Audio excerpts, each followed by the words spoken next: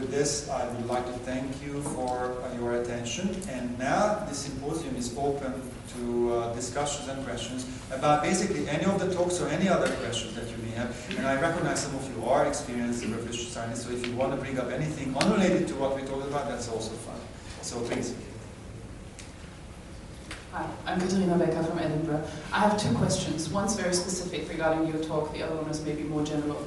The specific question first. So you're looking at strain-specific differences in reaction to alcohol. Have you investigated how these two different strains process the alcohol? So do they have the same enzyme levels to degrade it? It's a very good question.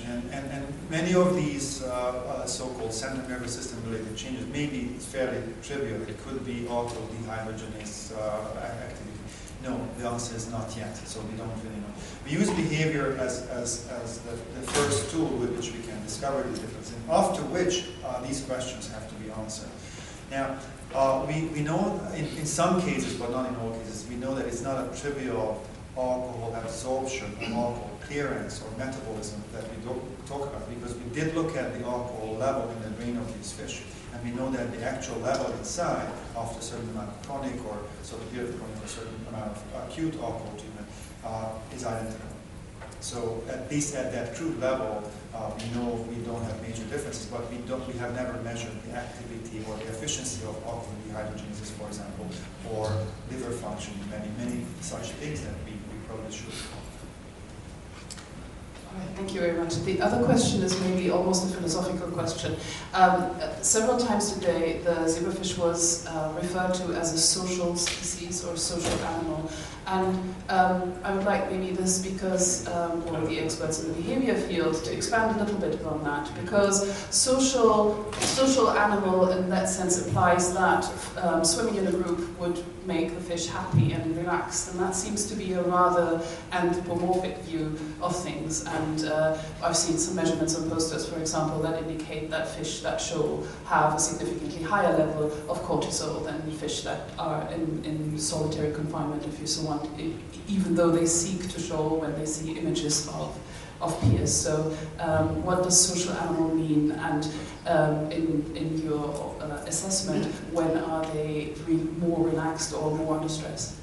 So excellent question. So I would like to invite the speakers to come up, perhaps sit behind the stage, behind the desk, so and we can decide among ourselves how to address each and every question. So if you guys want to take over and answer this very interesting question, so anyone would like to? Well, I can offer my answer to this.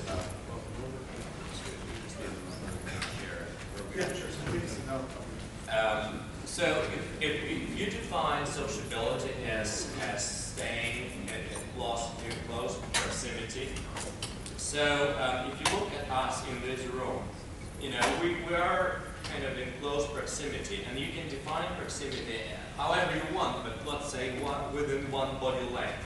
So for us that would be, 1 meter, 50, 60, 70 centimeters, whatever that might be in yards or feet. So that would be proximity. Now, if you look at the zebrafish, they actually spend a lot of time staying very close to each other within one body length, which makes me think that maybe zebrafish are probably the most sociable model species across all the known model species, such as mice, monkeys, rats, humans, and sea elements, and yeast. I'm not sure about this. But doesn't calling it sociable sort of implies pleasure and drinks and nibbles? And if you observe zebrafish in the tanks, nibbles often means eating a fish up that shows an abnormal behavior pattern, or is maybe sick, which is pretty much antisocial behavior when humans display it. So I'm a bit hesitant to apply such an anthropomorphic term as social to zebrafish group behavior that might have evolutionarily evolved out of, for example, a need to stay in numbers to reduce the risk of the individual to be eaten up by a predator. Well, I will answer that question, and then I promise not to answer and skip many other questions. I don't want to steal the show.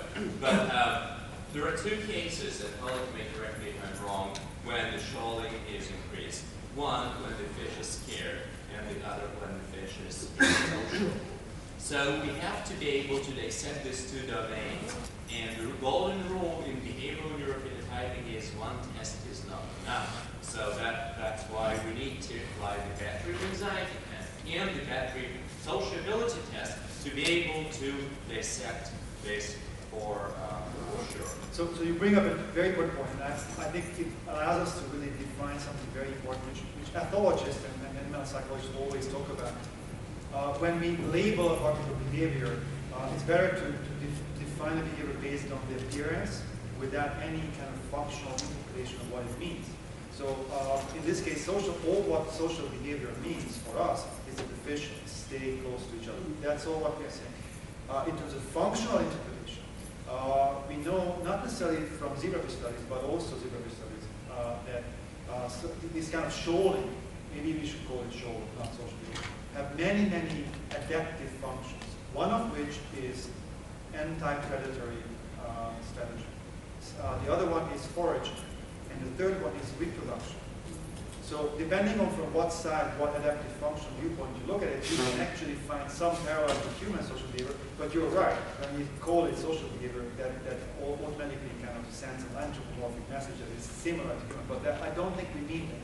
Yeah. So it's very important to distinguish. So maybe you should just call it group forming or shoaling behavior. I don't want to hog this session either. No. It's just that as the science community is catching up to the usefulness of the zebrafish, so are the people who are in charge of making sure that zebrafish are kept appropriately, so the vets and the legislating bodies.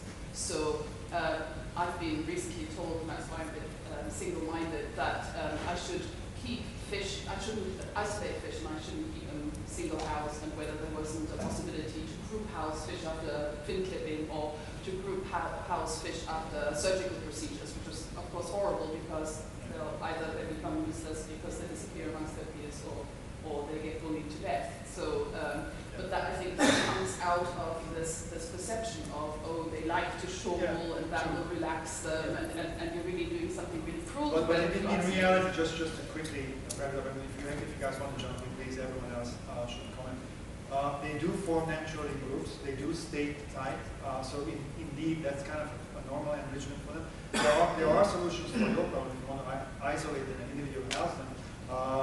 Visual access to each other is good enough. And olfactory access. So a lack of olfactory isolation, that is, you use the same order from one tent to the other, there is circulation. That is a good enough enrichment that will basically make them feel that they're not completely physically isolated from each other. So, there were wonderful talks, so please ask about other. Yeah. I have a very basic question, actually. Just for self-promotion, I have a poster tomorrow looking at VMAT label, GFP labeled VMAT fish. Pesticide treatment reduces VMAT levels, and those pesticides are associated with Parkinson's risk. The reason, however, depending on our treatment protocol, so this question is to anyone who talked about the chronic treatment protocols that you have. If we treat at different time points, if we change the water and don't include the pesticide when we change the water, or if we hold off on how frequently we change the water, we of course get different results. So I was just wondering if you've optimized those, and if you have any advice on optimizing the treatment protocols and how often you're changing the water, and the implications of, are you really do you really know what dose you're giving depending on what time you change the water and how frequently you're adding. So you are addressing it to anyone who did chronic treatment in general. Okay, so I'll answer this. This is a very good question. We actually measure the alcohol level of the water. You always know that alcohol evaporates fast. You know that if you leave your vodka out for 2 days, it doesn't taste the same after that. This is not 40% alcohol. This is 0.5. So alcohol is highly hydrophilic. So it loves staying in that solution. So we did find a slight decrease of alcohol level, but it's pretty stable. So yes, we do change the water every day.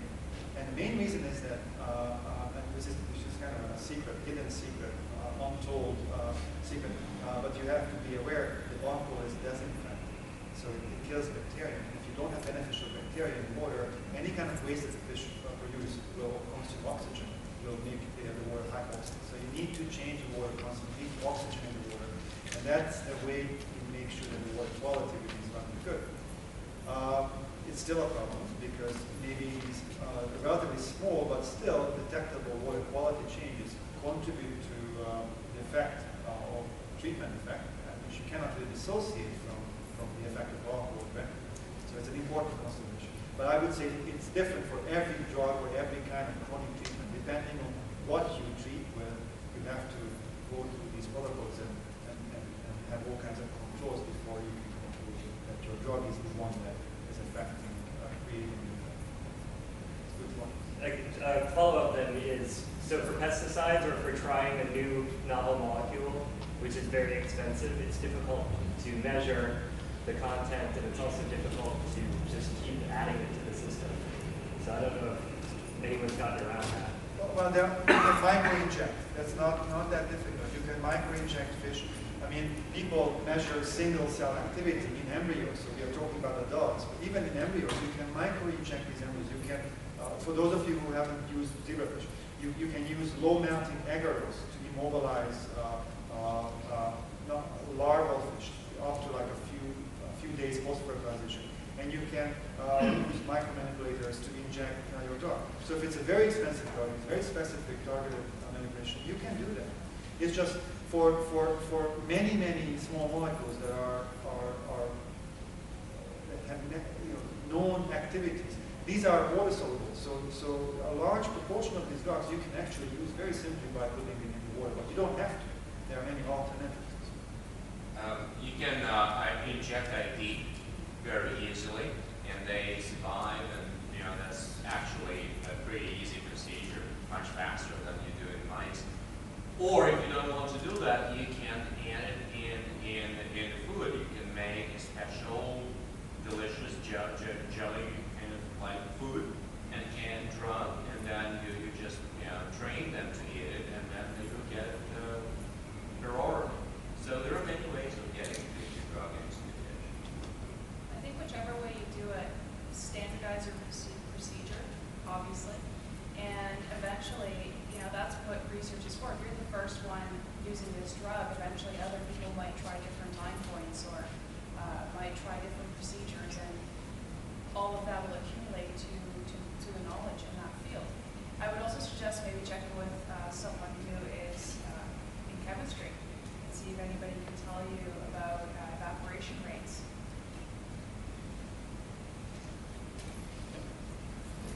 So in tracking movement of the fish in a two-dimensional or three-dimensional space, is the technology sophisticated enough to track multiple, say, adult fish in a single container consistently without getting confused between the targets? Well, the answer is yes, and the answer is even more yes in the future. So right now, I've seen programs that they can do this, and the technology will develop so that it will become even more available. So yes, the answer is yes. So what's available right now is if you're interested in generally behavioral shows, not necessarily having to know which individual participant was doing what, the currently available tracking systems can't do that. So if you're interested in inter-individual distance or general movement overall, you can. So the programs distinguish each fish from each other, from the other one, but they will not be able to decide if two overlap in the camera, which one is going. Some software applications argue that, some software engineers argue, ethologists argue that if you have two fish that go like this, it's very, very rare that they do this. So these software applications assume that if there is an overlap like this, then this guy is the one that goes this way, this guy is the one that goes that way. So that kind of rule can be built into tracking systems and can solve to a certain degree individual recognition. Another way is using fluorescent dyes, color code. There are all kinds of injectable dyes that you can use and make the fish colorful. And because these fish, especially when they're young, they're quite transparent. That's a really nice solution. It also depends on your setup. If you're using an open field, like I am doing, and my open field's very large, I think it's more challenging than in Dr. Kaluev's case, where it's a relatively smaller field or smaller arena, where the fish are more easily seen by the camera. So it depends on that as well. It depends on your setup.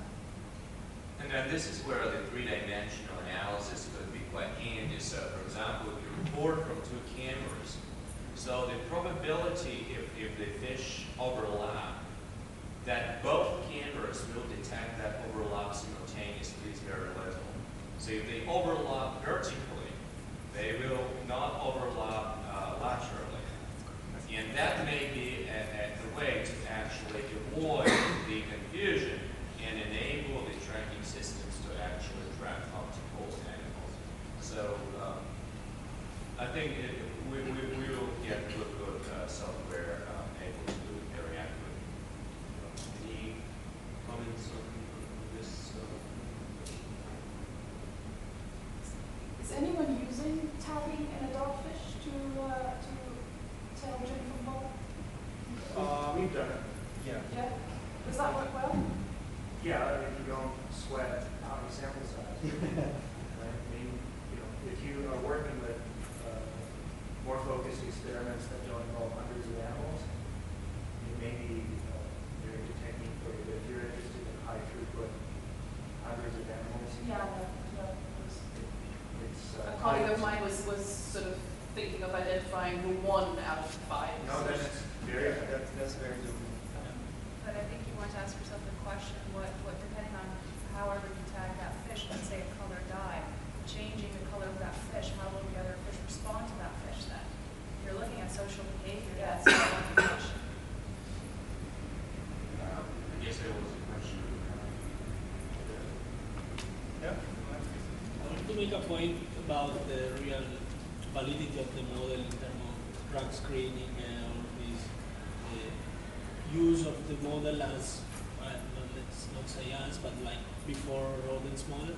How does the FDA or the EMA approve and validate the model in the drug screening and drug discovery process? Do you have any idea? That's a very good question. And I've been in the U.S. pharmaceutical and biotech industry, and to be honest with you, even with classic model organisms, there is this big translational jump from rat to human, and often what you find in the rat doesn't translate to rat. The point is, if you are talking about genetics, for example, 70% nucleotide sequence homology is what most people find at minimum between zebrafish and human genes. So if you find a gene in zebrafish performing a particle function, involving a particle behavioral function, for example, there's a high likelihood you will find an analog or a homologue in humans, and which will probably have very similar functions in humans. So you can, because you can discover these genes much faster, much more efficiently with zebrafish, you can actually speed up mechanistic discovery of all kinds of things. Now, whether a particle model that we think models autism in zebrafish or fetal alcohol spectrum disorder is an appropriate model, that's a whole different ballgame. That's a good question. But you have exactly the same problem with practically any other model organism. It's always an issue. And my answer to this question is that the only way you can answer this is to dig deep eventually and compare with other model organisms. And that's where this comparative approach, that's why zebrafish, that's not necessarily because zebrafish is better than other model organisms, but by adding one more distinctly related to human species to the mix, and comparing the results between that species and the rodent, classical model organism, and human, the common pathways are likely to be highly conserved and very important for the particular disease function. And that's how you can really have good translation developments. So maybe the zebrafish alone is not that good, but when you compare across, then it becomes really powerful. No, my point was, I know this is the scientific discussion, but my point was, is the regulatory agency accepting it by now, or is there a I mean, that's, which one about no, they don't worry about it. NIH really promotes this, so that's one government funding agency in the U.S. that really takes to they really want to support. FDA, no, you cannot jump from zebrafish to the human phase 1. No, Trial, there's no way. in preclinical phases, let's say? Oh yeah, they do accept these model organisms. Well, I think what we should recognize is that it's not the question for scientists to change. It's the question for the bureaucrats to change. And the more we talk about this publicly and scientifically, the sooner this change will happen. And the number of people at this symposium and many other zebrafish-specific symposia is growing. That is a reflection of where the field goes. So yes, there is, NIH, as Robert said, has just invested a huge amount of money to be the biggest zebrafish facility in the world in Bethesda campus. So this is a good sign. It might take a while for FDA to start and appreciating zebrafish. Well, we don't know. Yes. Hi, so Ryan Wong from North Carolina State University. So what these several talks have been, I guess, trying to promote is using zebrafish as a translational model for either toxicology studies or human health related issues. So I'm wondering if we should also promote the use of either wild caught or wild derived strains to help study these traits. Because as you've shown, there are strain differences, and it seems that at least for those that are highly inbred, they show drastically different from those that are assumed to be homologous or similar to what the wild-caught populations are. Yes. So whether or not this should be also applied to the rest of the other zebrafish community research. It should be also applied to what? To the other zebrafish researchers that are either currently working with highly inbred strains or So you're saying that we should ask all of the folks who are working in developmental biology and things like that to switch to wild-derived strains? Well, that as well as maybe other researchers in the audience here, so that may be working with. No, I think it's real important to keep an open mind to things like strain differences and the fact that one physiological pathway can manifest in a completely different way in response to a drug in a wild strain compared to a lab strain or whatever. But as you know, working in John's lab, just breeding these stupid wild-derived zebrafish is a real chore. And so there are lots of negatives to using those things, where if we were to foist them off on the Bethesda campus at NIH, it wouldn't go so well. So I think, you have to keep an open mind that there are these differences and they're important, and you can't just say, this is how it works in zebrafish, and call it good. But I don't think we want to just immediately switch everybody over to different strains or make them use additional strains. Well, I would like to add something else too, because I think your point is important. We talk about translational relevance, we talk about modeling for human diseases or using zebrafish toxicology.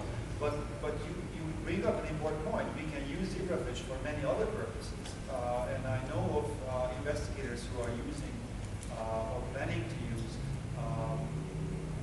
survey geographic location of zebrafish, which is a huge range of habitats, trying to identify population difference, already identify population difference in fish, and using that to understand the evolution, ecology of fish fauna. So there are all kinds of evo type studies that one can do with zebrafish, not because zebrafish is the most interesting from a behavioral ecological viewpoint, but because we have so much genetics done on this fish, so many genetic tools, and combining those tools with these naturalistic approaches, studying them in nature, collecting them in different geographic regions, will allow these investigators to really understand the evolution of the species, or evolution, or the adaptation process, what kind of environmental forces, natural selection forces operated in the past history of the fish. You can use zebrafish for that. Really, perhaps this is the best fish species which you can use for.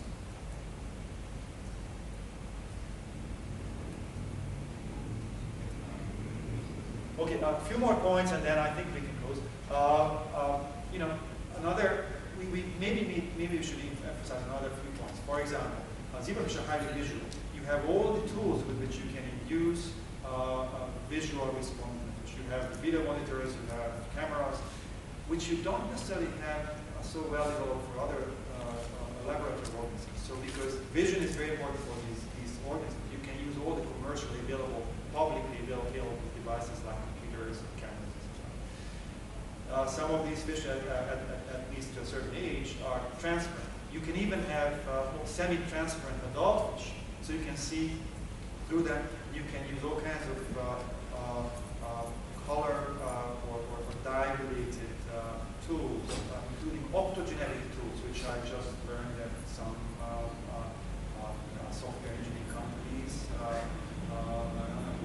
who is already implementing and already putting it into their previously developed systems. So these are enormously good advantages for zebrafish compared to many other novel species.